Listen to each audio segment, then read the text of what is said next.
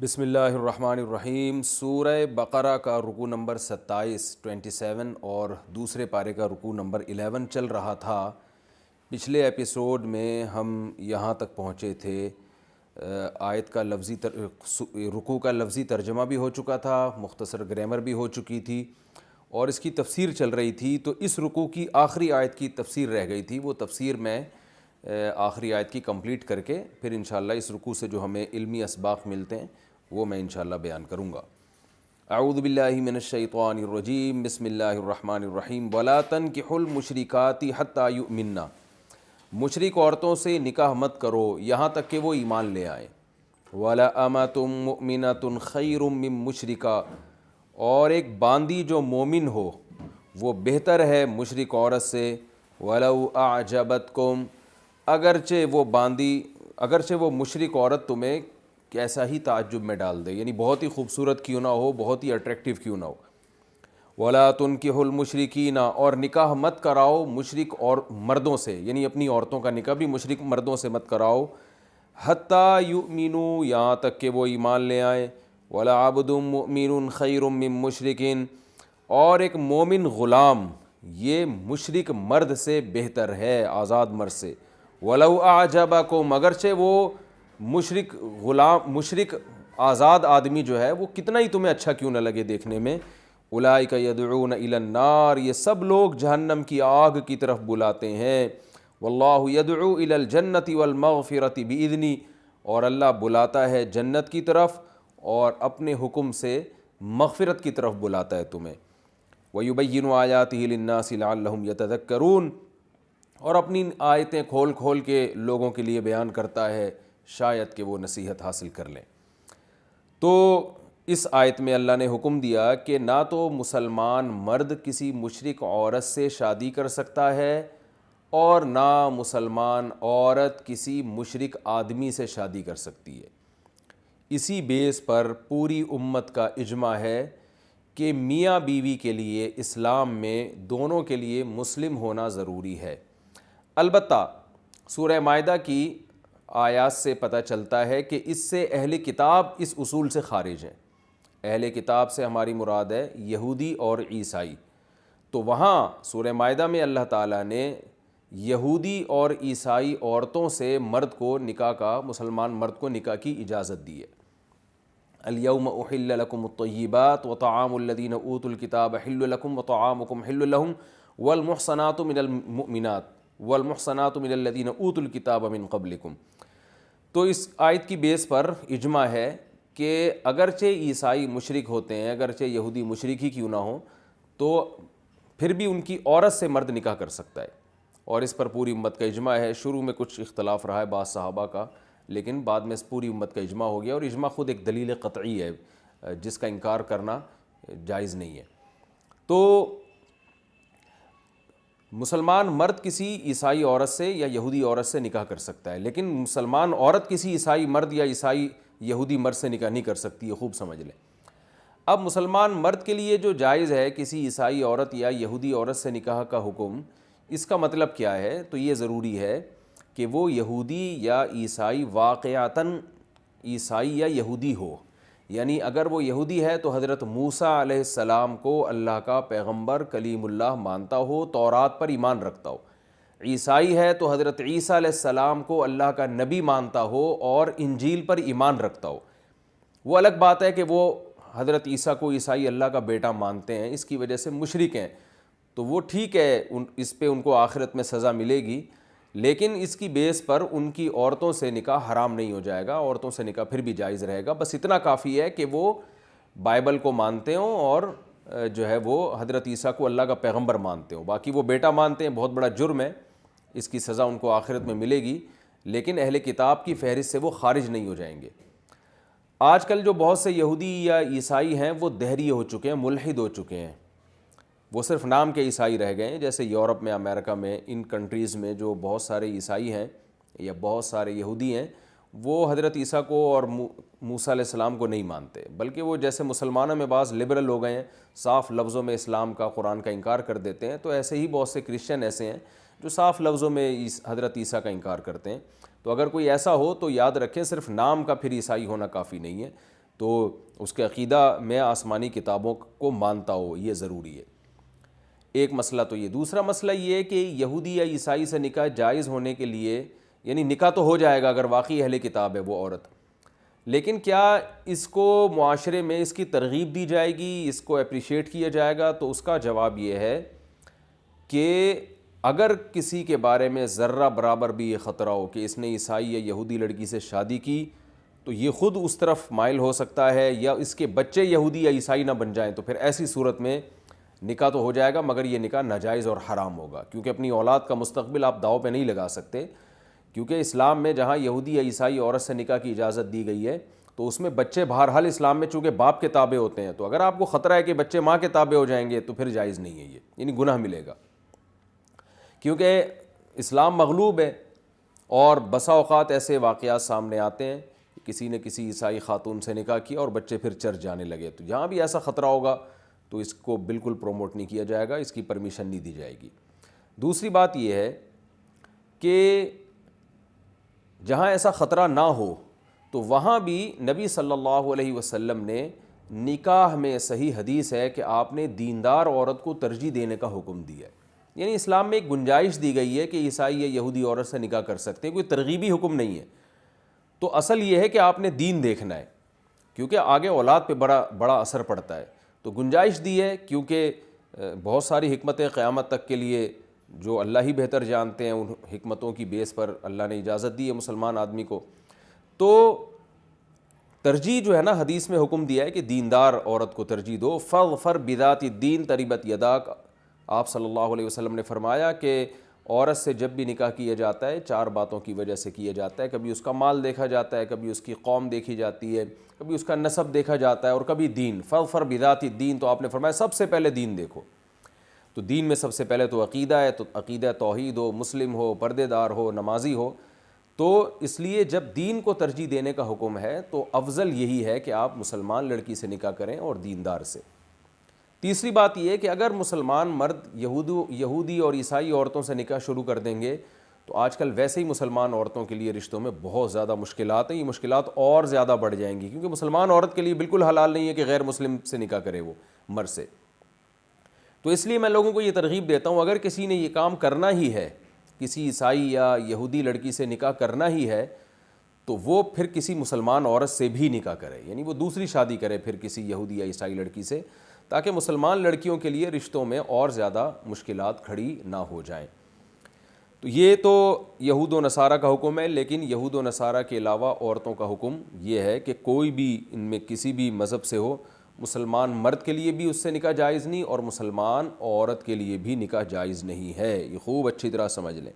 آج یہ بھی ایک رواج چل پڑا ہے، بہت افسوس ہوتا ہے جب سنتے ہیں کسی مسلمان عورت نے کسی ہندو سے شادی کر لی، یا کسی ہندو مرد نے کسی مسلمان مرد نے کسی ہندو لڑکی سے شادی کر لی، تو ایسا نکاح شرعاً کالعدم ہے، یہ اس کا ہونا نہ ہونا برابر ہے، تو یہ بالکل زنا کے حکم میں، اور یہ آیت واضح ہے، اور اس میں اللہ نے صاف حکم دیا، پوری امت کا اس مسئلے پر اجماع ہے۔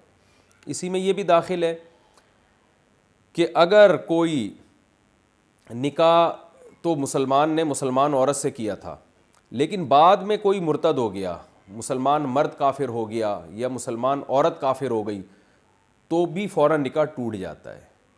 تو کیونکہ دونوں کا مسلمان ہونا کافی نہیں ہے، بلکہ مسلمان یعنی اسلام پہ رہنا بھی ضروری ہے، تو میاں بیوی میں سے اگر کوئی بھی اسلام کو چھوڑ دے تو ایسی صورت میں ان کا نکاح ختم ہو جاتا ہے، تو ان پر لازم ہوتا ہے کہ وہ دوبارہ کلمہ پڑھ کے مسلمان ہو اور اپنا نکاح بھی دوبارہ پڑھائے وہ۔ تو یہ تو اس رکوع کی تفسیر تھی۔ اب میں نمبر وار اس کے کچھ علمی جو اسباق ملتے ہیں وہ بتاتا ہوں، اور اس نکاح کے مسئلے کو اس میں مزید بھی میں اس ٹاپک میں انشاءاللہ ڈیٹیل سے بیان کروں گا۔ سب سے پہلی جو آیت تھی اس رکوع کی، اللہ تعالیٰ نے فرمایا کہ محترم مہینوں میں یہ لڑائی کے بارے میں پوچھتے ہیں، تو ان کو بتا دیا جائے کہ ٹھیک ہے اس میں لڑائی بری چیز ہے، لیکن اللہ کے راستے سے روکنا، کفر کرنا، مسجد حرام سے روکنا، یہ سب اس سے بھی برے برے کام ہیں۔ تو یہ الزامی جواب ہے، تو یہ قرآن کا ایک طریقہ الزامی جواب بھی ہے، اور یہ طریقہ اللہ تعالیٰ کی سنت ہے۔ تو ہم بھی اہل باطل سے جب کوئی بات کرتے ہیں، ڈیبیٹ کرتے ہیں، تو ہم بھی الزام کے طور پہ جواب دے سکتے ہیں۔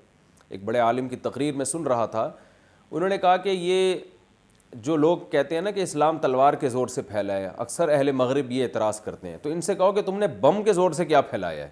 ہم نے اگر تلوار سے اسلام پھیلایا ہے، تم نے بم کے زور سے دنیا میں زنا پھیلایا ہے، تم نے ہومو سیکس کو دنیا میں پھیلایا ہے، تم نے شراب کو دنیا میں پھیلایا ہے، اور یہ سب بم کی طاقت سے، اور یعنی زبردستی یہ چیزیں دنیا میں آپ نے ان کو پروموٹ کیا ہے، کوئی اس کے خلاف آواز نہیں اٹھا سکتا، اور لیگل کیا ہے بے پردگی کو۔ تو اگر اسلام نے بالفرض تلوار کی زور سے توحید کو پھیلایا، زنا کو ختم کیا، شراب کو ختم کیا، والدین کے حقوق، رشتہ داری جوڑنا، صدقات و خیرات، ان چیزوں کو، اسلام تو انہی چیزوں کا نام ہے، تو اگر اسلام نے تلوار کے زور سے یہ کام کیے ہیں تو آپ نے بم کی طاقت سے دنیا میں کیا کیا ہے، اور جو بدامنی دنیا میں پھیلائی ہے، تو یہ بھی ہم اہل باطل کو جواب دے سکتے ہیں۔ تو یہ طریقہ کہلاتا ہے الزامی جواب۔ حضرت موسیٰ علیہ السلام کو جب فرعون نے بلایا، حضرت موسیٰ علیہ السلام جب فرعون کے پاس گئے تبلیغ کے لیے، تو حضرت موسیٰ علیہ السلام نے جب فرعون کو تبلیغ کی تو فرعون کہنے لگا کہ الم نربک فینا ولیدا ولبثت فینا من عمرک سنین، اے موسیٰ میرے تو تجھ پر بڑے احسانات ہیں، تو میرے محل میں پل کے جوان ہوا ہے، اور بہت عرصہ تو نے میرے محل میں تو رہا ہے۔ تو حضرت موسیٰ علیہ السلام نے اس کے احسانات پر ایک الزامی جواب دیا، تلک نعمت تمنھا علی ان عبدت بنی اسرائیل، اے فرعون تو جو اتنے احسانات گنوا رہا ہے تو ذرا یہ احسان بھی تو گنا نا کہ میری قوم کو تو نے جو کئی سالوں سے غلام بنایا ہوا ہے، اس کا بھی تو کچھ تذکرہ آنا چاہیے۔ تو یہ کیا بات ہے کہ ایک ہی چیز دیکھ رہے ہو، دوسری چیز نہیں دیکھ رہے؟ تو یہ بھی ایک دلیل دینے کا طریقہ ہوتا ہے، اور اہل باطل کو ان کی اصل اوقات دکھانا اور ان کی اصل چہرہ دکھانا، یہ بھی قرآن کا ایک طریقہ ہے، اس سے ہمیں یہ سبق ملتا ہے۔ تو اپنی ڈیبیٹ میں، اپنی بحث میں اس کا خیال ہمیں کرنا چاہیے۔ اچھا بھائی، دوسری بات اس میں ہمیں یہ بھی پتہ چلا، وَلَا يَزَالُونَ يُقَاتِلُونَكُمْ حَتَّى يَرُدُّوكُمْ عَنْ دِينِكُمْ إِنِ اسْتَطَاعُوا۔ یہ لوگ اعتراض کرتے ہیں نا کہ یہ لڑتے کیوں ہیں، اس مہینے میں کیوں لڑ رہے ہیں، تو اللہ نے بتایا کہ یہ لوگ تم سے لڑتے رہیں گے اس وقت تک جب تک یہ تمہیں تمہارے دین سے مکمل ہٹا نہ دیں، اگر ان میں طاقت ہو۔ تو اس سے بھی پتہ چلتا ہے کہ یہ جو ہمیں پر الزام لگاتے ہیں نا، ہم کیوں لڑتے ہیں، ہم اپنے ملک کے دفاع میں، اپنی قوم کے، اپنے مذہب کے دفاع میں، اور دہشت گردی کے لیبل لگاتے ہیں، ہم جب اپنے دفاع کی بات بھی کرتے ہیں، تو اللہ فرماتے ہیں اگر ان کے پاس قوت آ گئی نا تو یہ اس سے زیادہ لڑیں گے۔ تو یہ ان کے اصول صرف تمہارے لیے ہیں، اور آج بھی دنیا میں یہ سب چیزیں ہم دیکھ رہے ہیں، نظر آ رہا ہے۔ اللہ نے اس میں ایمان والوں کو، ہجرت کرنے والوں کو، اور اللہ کی راہ میں جہاد کرنے والوں کی بھی فضیلت بیان کی ہے کہ یہی لوگ ہیں جو اللہ کی رحمت کی امیدیں لگا کے بیٹھے ہیں۔ اسی رکوع میں اللہ نے فرمایا شراب اور جوئے کو حرام قرار دیا، اور بتایا کہ اس میں لوگوں کے فائدے بھی ہیں لیکن اس کا گناہ ان کے فائدوں سے زیادہ ہے۔ تو یہ جو قرآن کا انداز ہے، اس میں ہر اس باطل کے نظریے پر رد ہے جو کسی بھی برائی کی خوبیاں بیان کر کے اس برائی کو معاشرے میں پروموٹ کرنے کی کوشش کرتے ہیں۔ ہر برائی میں کچھ نہ کچھ فائدے بھی ہوتے ہیں۔ آپ نے دیکھا ہوگا آج بہت سے نام نہاد لبرل لوگ جو ہیں وہ بہت ساری چیزوں کے، بھئی خواتین کو گھروں سے نکالنا چاہیے، اس سے یہ ہوتا ہے، بعض خواتین پہ گھروں میں ظلم ہوتا ہے، ٹھیک ہے، بعض پہ گھروں میں ظلم ہوتا ہے، اس کا یہ حل تو نہیں کہ سب کو ہی گھروں سے نکال دیں آپ۔ اور جی اس طرح کے کچھ واقعات ہوتے ہیں۔ وہ ایک صاحب بیان کر رہے تھے کہ جی وہ فلاں گاؤں میں ایک بچے کو بہت مارا ہے باپ نے، تو بچوں کے حقوق پر آواز اٹھائی انہوں نے، اور یہ کہا کہ یہ باپ کو بچے پہ ہاتھ اٹھانے کی اجازت ہی نہیں ہونی چاہیے۔ جیسے یورپ میں ہے نا کہ بچہ فوراً فون کر کے باپ کو جیل میں بند کرتے ہیں، ہمارے ملک میں بھی ہونا چاہیے، اور دو چار واقعات۔ اب یہ نہیں دیکھ رہے ہوتے کہ اگر یہ لاء پاس ہو گیا کہ باپ بچے پہ ہاتھ اٹھائے اور بیٹا باپ کو جیل میں بھیج دے، اس کے جو سائیڈ ایفیکٹ ہیں وہ بہت زیادہ ہوں گے، اور وہی ہو جائے گا کہ اولاد باغی ہو جائے گی۔ تو ہر برائی پہ جو ہے نا کچھ نہ کچھ اس کی خوبیاں بیان کر کے لبرل لوگ معاشرے میں اس برائی کو پروموٹ کرنے کی کوشش کرتے ہیں۔ تو یہاں بھی ایسا ہی ہے کہ شراب میں اللہ نے فرمایا ٹھیک ہے کچھ فائدے ہیں، جوئے میں بھی کچھ فائدے ہیں، بعض دفعہ غریب آدمی بیٹھے بیٹھے امیر بن جاتا ہے اور بہت سارے مسائل اس کے حل ہو جاتے ہیں، لیکن ان فائدوں کی بیس پر ایک بری چیز کو حلال نہیں کیا جا سکتا۔ تو اسی کو علماء کہتے ہیں کہ شریعت کے حکم کے سامنے مصلحتوں کو مسالوں کی طرح پیس دو، بالکل ان کا خیال نہیں کرنا چاہیے، جو اسلام کے آرڈرز ہیں ان میں کمپرومائز نہیں کیا جا سکتا۔ اسی میں رکوع میں ہمیں یہ بھی پتہ چلا کہ اللہ نے ہمیں اضافی مال خرچ کرنے کا حکم دیا. حدیث میں اس کی بڑی ترغیب ہے کہ ایسے خرچ نہ کرو کہ کل دوسروں کے سامنے ہاتھ پھیلانا پڑے، کیونکہ اللہ تعالیٰ یہ چاہتے ہیں کہ انسان کے ہاتھ صرف اور صرف اللہ کے سامنے جھکیں. استغنا یہ بہت بڑی نعمت ہے اللہ کی طرف سے اگر کسی کو میسر ہو جائے. تو جو اضافی ہے، اور یہ بھی پتہ چلا کہ اضافی کو خرچ بھی کرنا چاہیے، ساری دولت پہ سانپ بن کے نہیں بیٹھ جانا چاہیے. اس کے اصول کیا ہیں، کتنا خرچ کرنا ہے، یہ میں تفصیل سے بتا چکا ہوں. یتیموں کے بارے میں جو حکم دیا گیا کہ ان کے مال کو اپنے مال کے ساتھ تم ملا سکتے ہو، حالانکہ اس میں یہ خطرہ ہے کہ تھوڑا سا تم ہو سکتا ہے ان کا مال زیادہ کھا لو، لیکن یہ بھی ہے کہ ہو سکتا ہے وہ زیادہ کھا لیں. تو اس سے پتہ چلا ہے کہ اسلام جو ہے وہ روح کو دیکھتا ہے. مقصد تمہارا یتیموں کو فائدہ پہنچانا ہے، تو اس لیے فائدہ پہنچانا ہے تو ایسا طریقہ اختیار کرنا جس سے معاشرے میں یتیموں کی کفالت کا نظام ہی ختم ہو جائے. اب اسلام اگر اتنی سختی کر دیتا کہ ان کا ایک نوالا بھی تم نہیں کھا سکتے، تو یتیم کا آٹا، راشن، ہر چیز الگ رکھنی پڑتی، تو اس سے معاشرے میں خیر زیادہ ہونے کے بجائے کم ہو جاتی. تو ہمیں یہ بھی پتہ چلا اسلام کا مزاج ہے خیر کو فروغ دینا اور خاص طور پر یتیموں کے مال کی حفاظت کرنا. اور یہ جو آخری میں اللہ نے فرمایا وَلَا تَنْكِحُوا الْمُشْرِكَاتِ حَتَّى يُؤْمِنَّ وَلَا أَمَةٌ مُؤْمِنَةٌ خَيْرٌ مِّن مُشْرِكَةٍ. اس کی تفصیل میں تفسیر میں بتا چکا ہوں، ایک چھوٹی ایک دو باتیں اور بتاؤں گا. وہ یہ ہے کہ یہ خوب ذہن میں رکھ لیں کہ مسلمان مرد اور مسلمان عورت، ان میں سے اگر کوئی مرتد ہو جائے تو نکاح فوراً ٹوٹتا ہے. مرتد ہونے کا مطلب کیا ہے؟ یاد رکھیں، اگر کوئی صاف لفظوں میں کہہ دے کہ میں نے اسلام کو چھوڑ دیا تو بھی نکاح ٹوٹ جائے گا. صاف لفظوں میں تو نہیں کہتا ہے میں مسلم ہوں، لیکن اسلام کے بیسک اور بنیادی عقیدوں میں سے کسی عقیدے کا وہ انکار کر دے تو بھی مرتد ہو جائے گا، کافر ہو جائے گا اور اس کا نکاح ٹوٹ جائے گا. اور آج یہ کام بہت ہو رہا ہے، شرک بہت معاشرے میں تیزی سے پھیل چکا ہے، کیونکہ اللہ نے حکم دیا کہ اچھا یہ بھی ذہن میں رکھیں کہ جو اہل کتاب کی عورتوں سے جو ہمارے لیے نکاح حلال ہے تو اس میں صرف یہودی اور عیسائی داخل ہیں. یاد رکھیں، اگر کوئی مسلمان مرتد ہو جاتا ہے، مثال کے طور پر کوئی مسلمان عیسائی بن جاتا ہے تو، یا مسلمان عورت عیسائی بن جاتی ہے تو اس سے نکاح حلال نہیں رہتا، وہ مرتد ہو گئی ہے. مثال کے طور پر ایک مرد مسلمان تھا، اس کی مسلمان بیوی تھی اور مسلمان بیوی نے اسلام چھوڑ کر عیسائیت کو قبول کر لیا، تو جیسے ہی وہ عیسائیت قبول کرے گی نکاح ختم ہو جائے گا. پھر ہم یہ نہیں کہہ سکتے کہ مسلمان مرد کا چونکہ عیسائی عورت سے نکاح جائز ہے تو یہ بھی تو عیسائی ہوئی ہے نا. تو اس میں اور عام عیسائی میں فرق یہ ہے کہ وہ عیسائی گھرانے میں پیدا ہوئی ہے، وہ پہلے سے عیسائی تھی، اور یہ جو ہے یہ مسلمان ہو کے عیسائی بنی ہے تو یہ تو مرتد ہو گئی ہے. تو مرتد کا کے احکام الگ ہیں اور جو پیدائشی عیسائی ہو اس کے احکام الگ ہیں. تو مرتد کا نکاح بہرحال ختم ہوگا.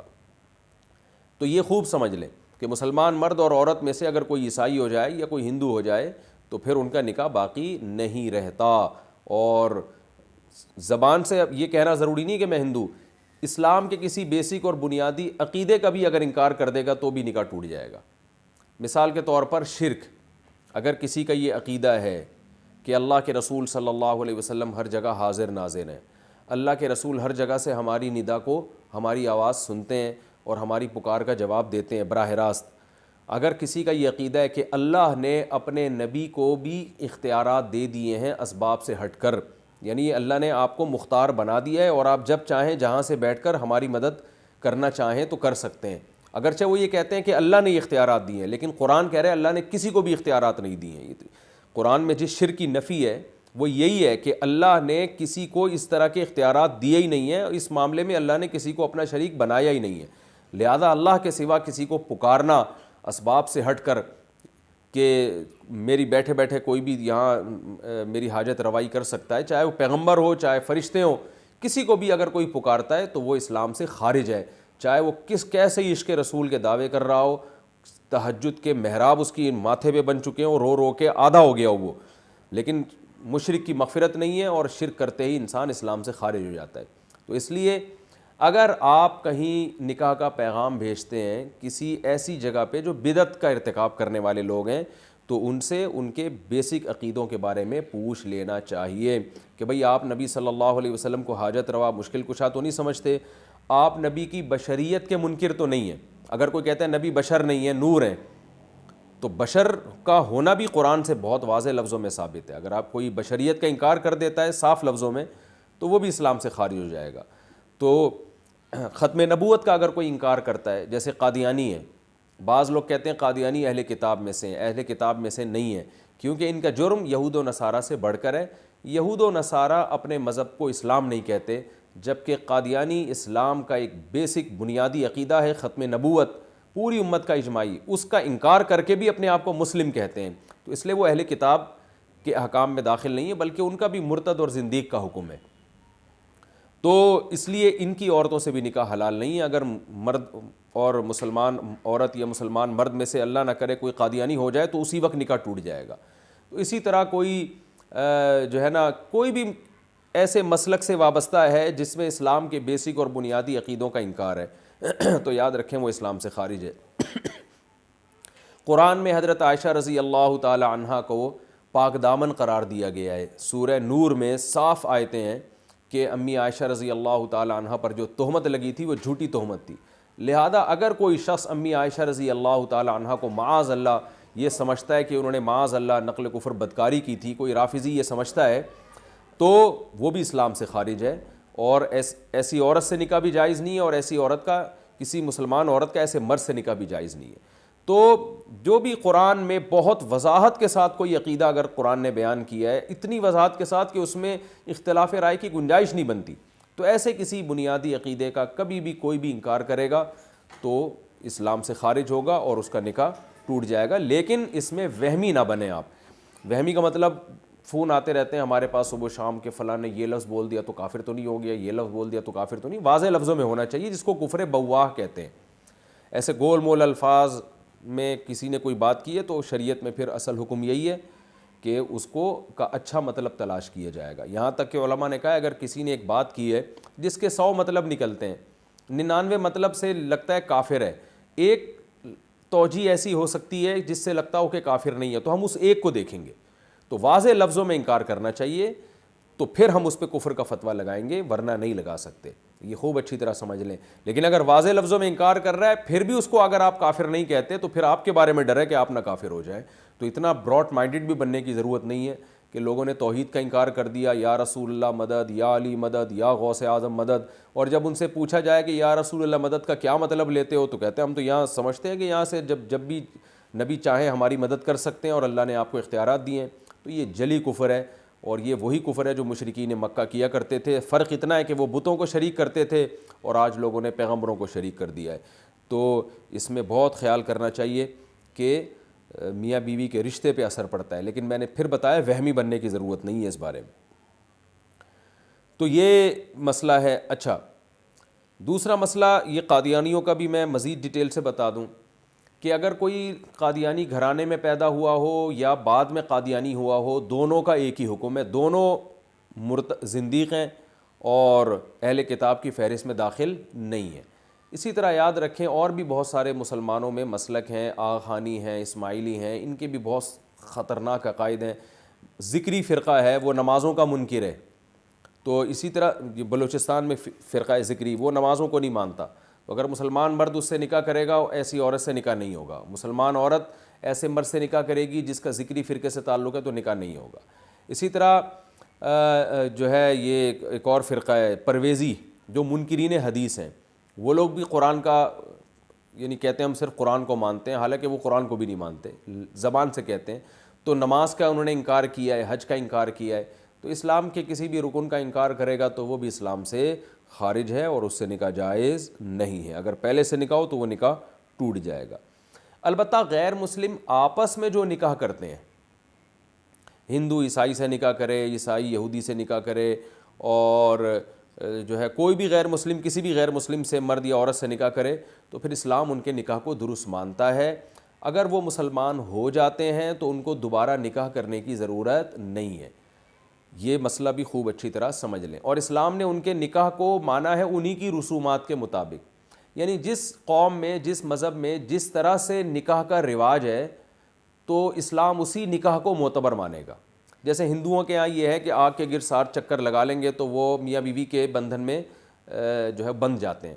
تو اسلام نے ان کے اسی نکاح کو مانا ہے، معتبر مانا ہے کہ اگر ہندو کو اسی طرح کر لیں تو چونکہ ان کے مذہب میں اور ان کی قوم کے ہاں اس کو نکاح سمجھا جاتا ہے، تو اسلام بھی اس نکاح کو سمجھتا ہے کہ یہ نکاح ہوا ہے، لہذا اگر یہ مسلمان ہوں گے تو ان کو دوبارہ سے نکاح پڑھانے کی ضرورت بھی نہیں ہے، اور ان کا پرانا نکاح کو بھی اسلام نکاح ہی مانتا ہے، ان کی اولاد کو حلال اولاد مانتا ہے۔ تو یہ غیر مسلموں کے بارے میں اسلام کا یہ اصول ہے۔ اچھا، اس میں ایک اور بات یہ بھی ہے کہ اگر میاں بیوی میں سے کوئی مرتد ہو جائے تو فوراً نکاح ٹوٹتا ہے، لیکن اگر میاں بیوی دونوں غیر مسلم تھے اور ان میں سے کوئی ایک مسلمان ہو جائے تو پھر کیا ہوگا؟ یعنی دونوں مسلم تھے، ایک کافر ہو گیا خدا نخواستہ، تو فوراً نکاح ٹوٹے گا، لیکن دونوں غیر مسلم تھے اور ایک نے اسلام قبول کر لیا تو پھر فوراً نکاح نہیں ٹوٹتا، بلکہ دیکھا جائے گا کہ یہ دارالاسلام میں ہوا ہے یا دارالحرب میں۔ دارالاسلام کا مطلب جہاں اسلامی عدالتیں ہیں۔